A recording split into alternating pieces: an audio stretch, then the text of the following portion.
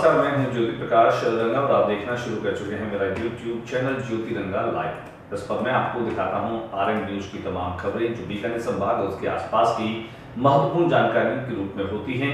तो प्लीज आपको भी अगर बीकानेर संभाग और आसपास की घटनाएं उनकी खबरों से जानकारी देनी है तो मेरे YouTube चैनल ज्योति रंगा लाइव को सब्सक्राइब कीजिए। उसके बाद आगे बढ़िए, इसको शेयर भी कीजिए, सुझाव भी दीजिए और डालते हैं एक नजर दिन भर क्या कुछ रहा खास। संभागीय आयुक्त श्रीमती वंदना सिंघवी के निर्देशानुसार सरदार पटेल मेडिकल कॉलेज के क्लासरूम में राजकाज पोर्टल पर फाइल तथा डाक से संबंधित कार्यों को संपादित करने का प्रशिक्षण कार्यक्रम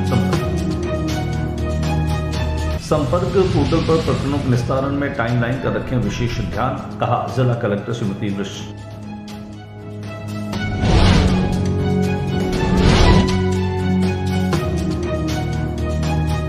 जिन्ना रोड में बड़े वाहनों की आवाजाही के चलते बार बार लगने वाले जाम से वहां के व्यापारी परेशान। इसी परेशानी के चलते गुरुवार को व्यापारियों ने सड़क जाम कर जताया विरोध।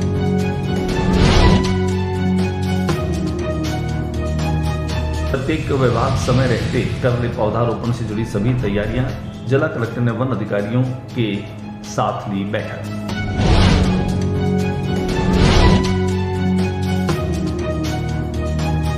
जोधपुर विद्युत वितरण लिमिटेड निगम द्वारा विद्युत उपभोक्ताओं की समस्याओं के निवारण के लिए जन सुनवाई।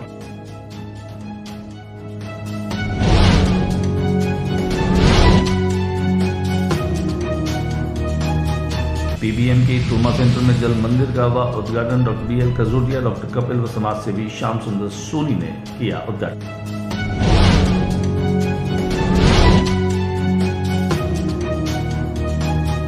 बीकानेर में भारी उमस गर्मी से शुरू हुआ दिन, लू के लिए भी अलर्ट। मानसून केरल 31 को पहुंचेगा।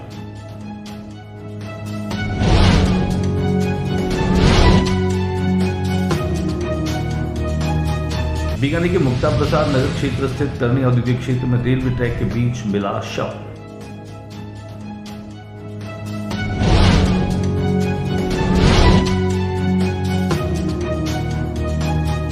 शुद्ध आहार मिलावट पर वार अभियान के तहत हुई कार्रवाई।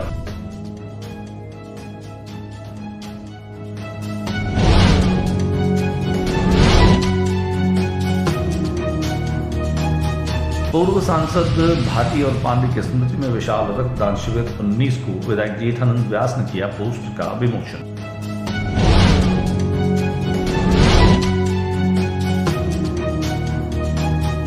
और एलेक्जेंडर इंटरनेशनल स्कूल में RM न्यूज के सहयोग से लगेगा समर कैंप 27 मई से।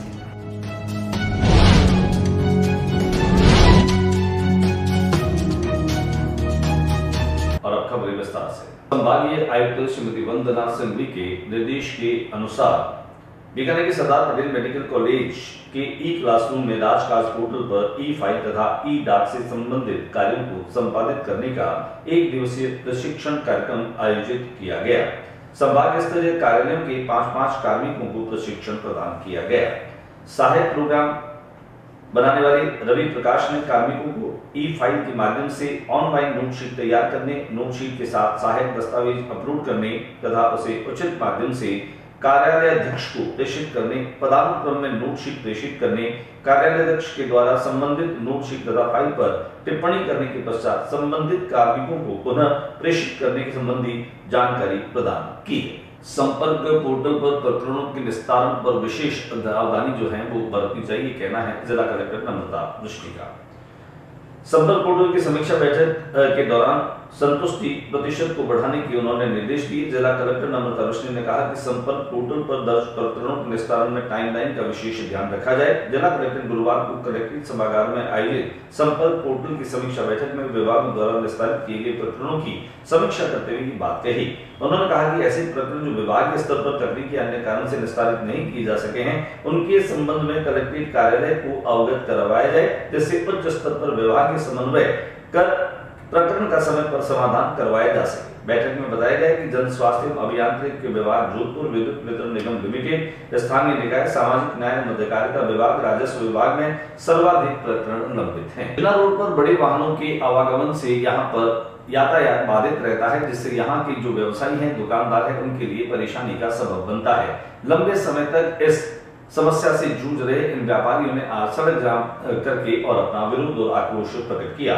इस दौरान व्यापारियों ने बताया कि दोनों तरफ से टैक्सियां और बड़े वाहन आ जा रहे हैं, जिसके कारण बार बार जाम लग जाता है, जिससे वहां के दुकानदार और व्यापारी परेशान हो रहे हैं। व्यापारियों ने बताया कि यहाँ पहले टैक्सियां नहीं आती थी, बाकायदा पुलिस व्यवस्था थी, लेकिन अब न पुलिस व्यवस्था है और न ही टैक्सियों को रोकने टोकने वाला, जिसके कारण दोनों तरफ टैक्सियां आती जाती रहती है। इससे बार बार जाम की स्थिति बन जाती है। इसी को लेकर के आज रास्ता जाम करके और विरोध प्रदर्शन किया गया। दिखाते हैं आपको विरोध प्रदर्शन की वो तस्वीर। जिला कलेक्टर नम्रता विश्नोई ने वन अधिकारियों के साथ में बैठक आयोजित की। बैठक के दरमियान उन्होंने अधिकारियों को निर्देश दिया कि समय रहते हुए पौधारोपण से संबंधित जितने भी आंकड़े हैं उनको पूरा किया जाए, साथ ही साथ जो कार्य योजना तैयार की है उसको भी पूरा करने में किसी भी तरह की कोताही न बरते, क्योंकि उन्होंने ये भी कहा कि विभाग के अधिकारी जो है वो मानसून से पहले पौधारोपण के लिए जगह को चिन्हित कर लें और उनके रोपण के लिए पौधों की संख्या की जानकारी सहित संपूर्ण तैयारियां समय पर जो है वो कर लें। इस बात का उन्होंने स्पष्ट निर्देश दिया।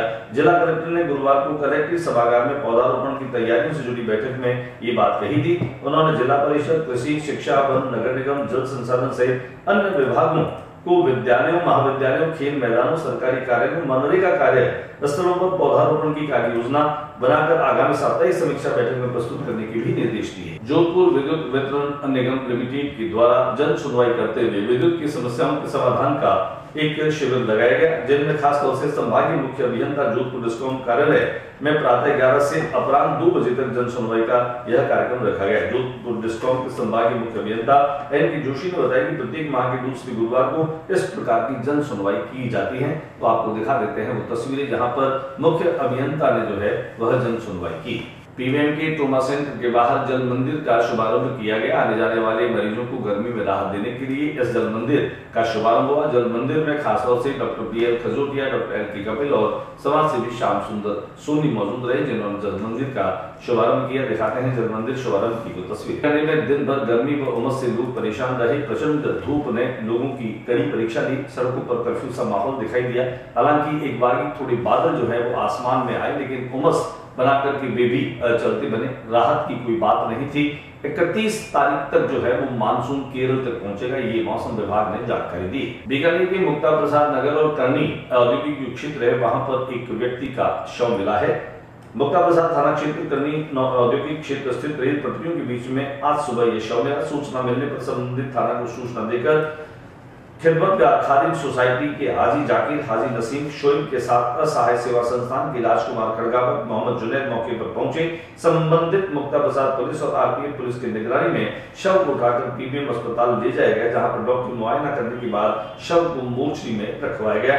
मृतक की अभी तक शिनाख्त नहीं हो पाई। इन दिनों राज्य में शुद्ध आहार मिलावट पर वार अभियान चलाया जा रहा है और यह अभियान जो है वह काफी गंभीरता पूर्वक संपन्न होता हुआ दिखाई दे रहा है। बीकानेर की बड़ी होटल्स, नामी गिरामी होटल्स और रेस्टोरेंट जहां पर साफ सफाई को लेकर के कई बार हमें खामियां देखने को मिलती हैं। आज औषधि नियंत्रक जो है और मुख्य स्वास्थ्य चिकित्सा अधिकारी मोहन सिंह तंवर के निर्देशन में बड़ी होटल्स पर कार्रवाई की गई। उन होटल्स में खासतौर से न केवल जो पुरानी ब्रेड थी उसको नष्ट करवाया गया, दही को नष्ट करवाया गया, प्लास्टिक के डिब्बों में सामग्री नहीं रखने के निर्देश दिए गए। इसके अलावा बहुत सारा जो खाद्य सामग्री का मटेरियल और उत्पाद था उसको भी उन्होंने नष्ट करवाया और उन्हें आगामी जो है वो निर्देश दिए कि किसी भी तरीके से ग्राहकों के साथ में शुद्ध आहार जो है उसमें कमी न रहे और जो भी ग्राहक आपके पास में आते हैं उनको शुद्ध और बेहतर क्वालिटी के जो है उत्पाद मिले, उन्हें खाद्य सामग्री मिले, इस बात को सुनिश्चित किया जा रहा है। तो आपको दिखाते हैं बीकानेर में आज कुछ नामी गिरामी होटल्स और रेस्टोरेंट पर जो कार्रवाई की गई उसकी कुछ झलकी। पूर्व सांसद रहे महेंद्र सिंह भाटी और स्वर्गीय नरेंद्र पांडे की स्मृति में विशाल रक्तदान शिविर का आयोजन 19 मई को माखन भोग में आयोजित किया जा रहा है। इसके पोस्टर का विमोचन बीकानेर पश्चिम विधानसभा क्षेत्र से विधायक जेठानंद व्यास ने किया। दिखाते हैं आपको पोस्टर विमोचन की कुछ झलकी। और बातचीत कर लेते हैं गर्मी की छुट्टियों में आप अपने समय का बेहतरीन सदुपयोग कैसे कर सकते हैं। अब विद्यालयों में समर वेकेशन शुरू हो चुके हैं। समर वेकेशन में बच्चे क्या कर सकते हैं, अपने समय का सदुपयोग कैसे कर सकते हैं, बच्चों को मोबाइल और टीवी के एडिक्शन से कैसे दूर किया जा सकता है, और इसकी पहल की है RM news channel. RM news channel ने बीकानेर परकोटी में नए स्कूल एलेक्जेंडर इंटरनेशनल स्कूल के साथ में मिलकर के 27 मई से 10 जून तक समर कैंप लगाने की योजना पर अमल किया है और इस कैंप के तहत बच्चे न केवल स्पोर्ट्स एक्टिविटी से जुड़ेंगे बल्कि अपनी अभिरुचि के अनुसार drawing, painting, calligraphy, dance, karate, बहुत सारी एक्टिविटीज होगी जहां पर बच्चे और बड़े सभी लोग हिस्सा ले सकेंगे। यहाँ पर विद्यालय बच्चों के अलावा जो आसपास के रहने वाले लोग हैं वे भी इसमें हिस्सा ले सकेंगे। हमने एलेक्सिस इंटरनेशनल स्कूल के डायरेक्टर शैलेश तिवारी से बातचीत की। न केवल बातचीत के दौरान उन्होंने बताया कि उनका उद्देश्य नीट और जेईई की परीक्षा में शहर परकोटी में रहने वाले स्टूडेंट को बेहतरीन एजुकेशन देना है, बल्कि उन्होंने ये भी कहा कि क्वालिटी एजुकेशन के साथ भी किसी तरह का कोई समझौता नहीं करेंगे। उन्होंने ये भी कहा कि वे बच्चे जो फीस पे नहीं कर सकते हैं उन बच्चों को केवल इस आधार पर हम नहीं रोकेंगे कि बच्चों को फीस पे करने में दिक्कत आ रही है और उनको एडमिशन देने में कोई हम रोक टोक करें, ऐसा भी उनका इरादा नहीं है। उन्होंने कहा कि वे उन बच्चों पर फोकस करेंगे जो टैलेंटेड है, जो पढ़ना चाहते हैं, लेकिन अगर फीस नहीं दे सकते तो हम उनको एडमिशन देंगे और उनको पूरी तरीके से तैयारी कराएंगे। बहुत सारे मुद्दों पर हमने डायरेक्टर शैलेश तिवारी से की खास बातचीत रखी है। मैं जयपुर से इंजीनियरिंग कर चुका हूँ और जब मैंने वहाँ का माहौल देखा तो एक एजुकेशन फील्ड में अलग ही वे है वहाँ का। जो हमारे शहर में कैलिबर तो है लेकिन वे नहीं मिल पाता है। एक इंटरेक्टिव टेक्नोलॉजी के साथ अगर हम बच्चों को पढ़ाएं तो जो सिस्टम निकल के आता है वो एक बहुत डिफरेंट आता है।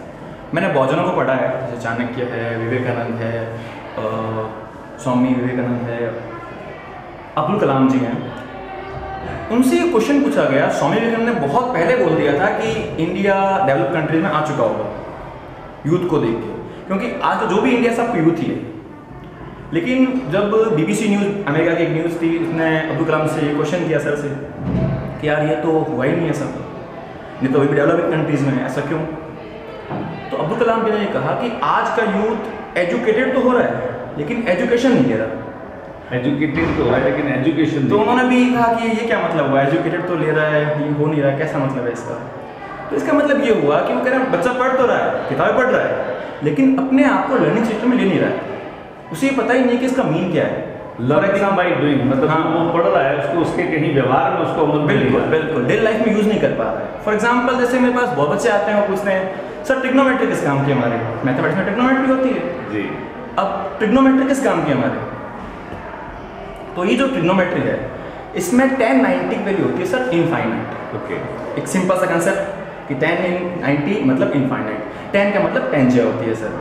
अपने को किसी भी चीज़ में इनफाइनाइट स्ट्रेंथ चाहिए तो उसे उस जगह पे 90 के एंगल पे खड़ा कर दीजिए। शैलेश जी, मैं आपको हालांकि ये जानना चाहता हूँ कि जैसे आपका जो मुकाबला है तो बहुत सारे आपके सराउंडिंग बहुत सारे इंस्टीट्यूट से एक कॉम्पिटिटिव मार्केट है आपके लिए एजुकेशन की, इसमें आपको कैसे सफल होना है? आपके पास ऐसा क्या है जिससे कि पेरेंट्स बच्चों को सीधे लेकर के आए कि साहब एलेक्सिस में ही, और यहाँ पर एक ऐसी स्थिति हो कि आपको ये कहना पड़े नो एडमिशन, अब हमारे यहाँ पर एडमिशन नहीं। सर मेनली जो एजुकेशन में प्रॉब्लम आती है वो दो चीज़ें क्या आती है, वो आती है पहली टेक्नोलॉजी की, दूसरी आती है आप पढ़ाई कैसे जा रहे हैं आप, राइट? तो हमने ये सोचा कि यार जो एजुकेशन सिस्टम था वो तो पीछे का ही अच्छा है। जो हमारे गुरुकुल में थे, जो हमारे गुरु थे, सब पढ़ा रहे थे, बहुत पुराना भारत का एजुकेशन सिस्टम है, लेकिन यूथ टेक्नोलॉजी की तरफ मूव कर रहा है। तो क्यों ना टेक्नोलॉजी को इस गुरुकुल सिस्टम के साथ मिक्स कर दिया जाए, एक फ्यूजन है आपकी, बिल्कुल मिक्सअप है, बल्कि आपकी पद्धति जो है वो तो पुरानी गुरुकुल पद्धति की तरह एजुकेशन देने की रहे, और आज की जो टेक्नोलॉजी है उसको उसमें शामिल कर, तो उसका परिणाम जो है थोड़ा और बेहतर और प्रभावी है। वही हम चाहते हैं कि एजुकेशन फील्ड में बच्चा ये लर्निंग ले, यार लर्निंग हो क्या रहा है, एजुकेशन तो हो रही है हमारे साथ, अब इसकी स्ट्रेंथ चाहिए। किसी बच्चों को ये पता नहीं था कि 90 क्यों खड़ा है, भाई 10 90 वैल्यू इनफाइनाइट, हमें इनफाइनाइट चाहिए अगर उसे 90 पे खड़ा ही करना पड़ेगा। अब जिस चीज़ में आपको स्ट्रेंथ चाहिए ऊपर से एंगल 90 है सर, ठीक है सर, यूज है। ये मुझे लगता है केवल एक गणित को अपन बात करें, जीवन भी गणित ही है। मुझे लगता है गणित के सवाल अगर कोई सही करने वाला है तो जीवन के सवाल भी वो सही तरीके से कर सकेगा। अभी जो वर्तमान कंडीशन है, अभी इसको खुले हुए जैसे मान लीजिए 2-3 महीने ही हुए हैं, अब तक का जो एडमिशन का रेशियो है उसे लेकर के आप कितने संतुष्ट हैं? सर जो एडमिशन रेशियो चल रहा है, हमें ऐसी उम्मीद थी कि ये जो मार्केट है इसमें एजुकेशन फील्ड है नहीं, और जिस उम्मीद से हमने ये स्टार्ट किया था वो अभी तक सफल है। अभी तक सफल है, यानी अब तक की आपकी जो यात्रा रही है उसमें आपको लगता है कि हमें ये लगता है कि हमें एडमिशन कोर्स का बोर्ड लगाना ही पड़ेगा, एडमिशन कोर्स का बोर्ड लगाना पड़ेगा। अभी आपकी नर्सरी से लेकर 8 तक का ये स्कूल है, और उसके बाद में आपकी शाम को यहाँ बिल्कुल, यहाँ पे जो नर्सरी से लेके 8 तक बच्चे पढ़ते हैं उनको शाम को ट्यूशन फ्री दी जाती है। फ्री, क्योंकि इससे बच्चा, अगर 2 प्रकार बच्चे होते हैं, एक तो बहुत होशियार, एक बहुत कमजोर, दोनों पे वर्क किया जाता है अलग अलग लेवल पे। बच्चों की क्या रिक्वायरमेंट है उस हिसाब से। फैकल्टीज़ की अगर मैं बात करूँ, स्कूल में फैकल्टीज और फैसिलिटी 2 चीज़ें महत्वपूर्ण होती है कि आप फैसिलिटी क्या प्रोवाइड कर रहे हैं और आपकी फैकल्टी जो है वह कितनी योग्य है। तो जो आपकी फैकल्टीज़ हैं उनको लेकर के आपके यहाँ पर उनकी रिक्रूटमेंट का, उनकी नियुक्ति का क्या विशेष आधार रहता है? सर, एक इंटरव्यू पैनल बनता है पूरा, उसका इंटरव्यू होता है, उस बेस पे हम उसको अपॉइंट करते हैं। ऐसा नहीं कि कोई भी आ गया और हम उसको अपॉइंट कर दिया। और उसके बाद जैसे आपको पता ही है, बिस्सा जी हैं, ओम जी हैं, अनुसी मैम हैं, ये बहुत एक्सपीरियंस लेके बैठे हैं, तो इनको अच्छे से पता है कि कैसे वर्क कराना है, बच्चों को कैसे उस फील्ड लेके जाना है जहाँ हम चाहते हैं, हमारा विजन है। कोरोना के बाद में एजुकेशन सेक्टर एक तरह से ग्रो वापस कर रहा है, एक तरीके से वह धीरे धीरे सर्वाइविंग मूड में आ रहा है, लेकिन अभी भी कोरोना की मार कहीं कहीं प्राइवेट एजुकेशन सेक्टर पर जो है साफ तौर पर दिखाई देती है। तो आपको कहीं लगता है कि अभी उस सर्वाइविंग मूड में है, अभी आपको संघर्ष करना पड़ेगा? नहीं, ऐसा कुछ नहीं लगता सर। सर्वाइविंग मूड में वो लगते हैं जैसे व्यवसायीकरण कर रहे हैं, हमें रिक्वायरमेंट नहीं उस चीज़ की। हमें तो कोई प्लान ऐसे भी आते हैं कि यार हम पे फीस नहीं कर सकते, बच्चे पढ़ाना चाहते हैं बच्चे को, तो वो भी वेलकम है। तो उसके लिए आपने कोई ऐसा ट्रस्ट बना रखा है, उसके लिए आपने कोई ऐसा उनके चयन का आधार बना रखा है? सर, एक टेस्ट होता है या फिर उनके जो पास परसेंटेज है उस बेस पर हम उनको स्कॉलरशिप देते हैं। क्या बात है सर, ये मुझे लगता है कि आपका एक सोशल वेलफेयर सी दृष्टिकोण है, जिसकी वजह से शिक्षा का अधिकार जो है, जो हमारे कॉन्स्टिट्यूशन में है कि उससे कोई बच्चा वंचित नहीं रहे। और व्यावसायिकता के इस दौर में भी निजी विद्यालय में पढ़ने की हसरत जो है वो बच्चे की पूरी हो सके। और कुछ कहना चाहेंगे आप शैलेश जी हमारे दर्शकों को, खासतौर से अभी गर्मी की छुट्टियां आ रही हैं, गर्मी की छुट्टियों में बहुत सारे स्कूल जो है समर स्कूल्स लगा रहे हैं, समर फेयर्स कर रहे हैं, तो क्या आप भी नवाचार के तौर पर इस बार अपने स्कूल में जो है कोई समर कैंप लगाने की बात सोच रहे हैं? बिल्कुल, एक पढ़ाई से थोड़ा सा उब जाता है बच्चा, मतलब एक इंथुसियास्ट खत्म हो जाता है उसका।